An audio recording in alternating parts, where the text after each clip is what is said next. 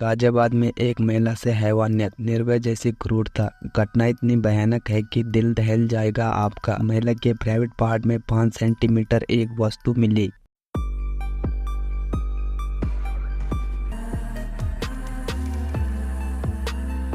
नमस्कार दोस्तों, स्वागत है आपका क्राइम की एक नई स्टोरी में, जिस स्टोरी को सुनकर आप हैरान हो जाओगे। निर्भया कांड 16 दिसंबर की वह खौफनाक रात की कहानी आपको याद होगी। जवानों ने निर्भया का बस में गैंग रेप किया था और फिर प्राइवेट पार्ट में लोहे की रॉड डाल दी थी। अब ऐसा ही मामला गाजियाबाद से सामने आया है, जहां पर हैवानों ने क्रूरता की हद पार कर दी, जहां पर एक महिला के साथ गैंग रेप किया गया। तो दोस्तों, अगर अभी तक आपने हमारे चैनल को सब्सक्राइब नहीं किया है तो कर लीजिए, क्योंकि आपका एक लाइक और एक सब्सक्राइब हमें काफ़ी हौसला देता है और ऐसी नई नई स्टोरी बनाने में मोटिवेशन मिलता है। आइए जानते हैं इस गैंग रेप की कहानी को। गाजियाबाद में महिला से 5 लोगों ने 2 दिन तक किया रेप, हैवानियत की हद पार कर दी। रेप के बाद आरोपी ने महिला के प्राइवेट पार्ट में कोई वस्तु डाल दी थी। दिल्ली में इलाज के दौरान डॉक्टरों ने उसे निकाला था। इस घटना ने लोगों को एक बार निर्भया कांड की याद दिला दी है। उत्तर प्रदेश के गाजियाबाद में जो कुछ एक महिला से हुआ है वह दिल दहलाने वाला है। दिल्ली लौटने के लिए इंतजार कर रही महिला को अगवा किया जाता है। राजनगर एक्स स्टेशन स्थित आश्रम रोड से उसे बदमाशों ने बंदूक की नोक पर उठाया था। एक घर में ले गए और 2 दिन तक फिर बंद रखा। फिर 5 लोगों ने उसके साथ रेप किया। इसके बाद हैवानों ने क्रूरता की हद पार कर दी। रेपिस्टों ने उसके निजी अंग में एक वस्तु डाल दी। दिल्ली के जीटीबी अस्पताल में इलाज कर रहे डॉक्टरों ने उस चीज को निकाला था। पहले अधिकारियों ने कहना शुरू कर दिया था कि यह खुरचनी है। बाद में गाजियाबाद पुलिस ने साफ किया कि यह 5 सेंटीमीटर एक वस्तु है, जिसको लेकर जांच चल रही है कि यह वस्तु क्या है। अभी इसके बारे में साफ नहीं हुआ है। महिला को आश्रम रोड पर ही वापस फेंका गया था। पुलिस को मंगलवार की सुबह 3:30 बजे एक राहगीर ने इसकी सूचना दी थी। इसके बाद महिला को अस्पताल पहुंचाया गया। हैवानियत का पूरा मामला डॉक्टरों की जांच के सामने आया है। महिला के साथ हैवानियत का खेल खेला गया था। पुलिस को सड़क के किनारे बोरे में महिला खून से लथपथ मिली थी। महिला घायल थी और दर्द से झटपटा रही थी। बोरी में उसके हाथ और पैर बंधे हुए थे। सड़क के किनारे उसे एक कार से फेंक दिया गया था। इस मामले को दिल्ली महिला आयोग की अध्यक्ष स्वाति मालिवाल ने जोरदार तरीके से उठाया है। वर्ष 2012 में हुई निर्भया के साथ बर्बरता से इसकी तुलना की गई है। उन्होंने इस मामले में जल्द न्याय की मांग की है। स्वाति की ओर से मामला उठाए जाने के बाद इस मुद्दे में बहस तेज हुई है।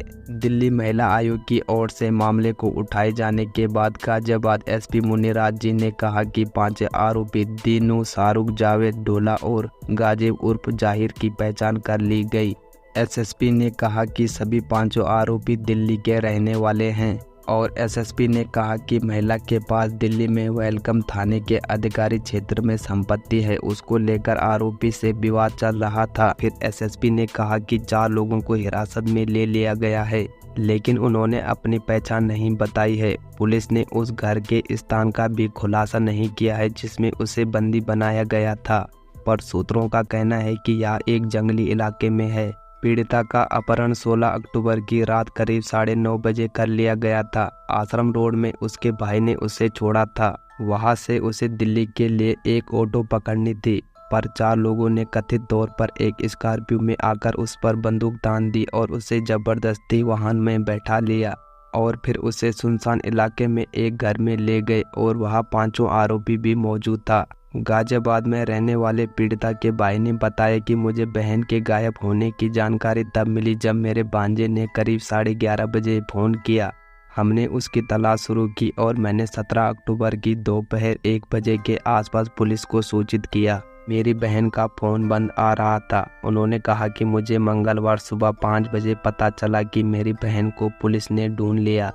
आश्रम रोड पर रात में परांठा स्टाइल चलाने वाले राकेश कुमार ने बताया कि मंगलवार सुबह हमने देखा कि 100 मीटर दूर एक जगह पर कुछ लोग जमा हो गए। पुलिस अधिकारी भी मौके पर पहुंचे। जब मैं वहां गया तो देखा कि एक महिला बोरे में पड़ी थी। वह खून से लथपथ थी। वह रो रही थी और कह रही थी कि उसके साथ बलात्कार किया गया और फिर पुलिस ने उसे एम्बुलेंस में अस्पताल ले गए। पुलिस ने पूरे दिन इस मामले में चुप्पी साधी रखी। उसके बारे में जानकारी अन्य लोगों को तब तक पहुंची जब वह जीटीबी अस्पताल गई।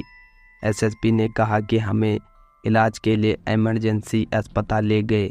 उसे इलाज के लिए मेरठ के एक अस्पताल में रेफर कर दिया गया। मंगलवार को वह पुलिस से सलाह किए बिना जीटीबी अस्पताल चली गई। एसपी ने कहा कि उनके भाई की शिकायत के बाद आईपीसी के धारा 376 डी गैंग रेप और धारा 342 गलत तरीके से बंदी बनाने के तहत प्राथमिक शिकायत दर्ज की गई थी।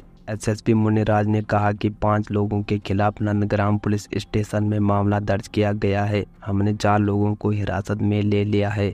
हम उनसे और प्रत्यक्षदर्शियों से भी पूछताछ कर रहे हैं और सीसीटीवी फुटेज की भी जांच कर रहे हैं। एसएसपी ने कहा कि हम मामले के बारे में डॉक्टर और विशेषज्ञों से भी सलाह कर रहे हैं और उसकी मेडिकल रिपोर्ट अभी हमारे पास नहीं आई है।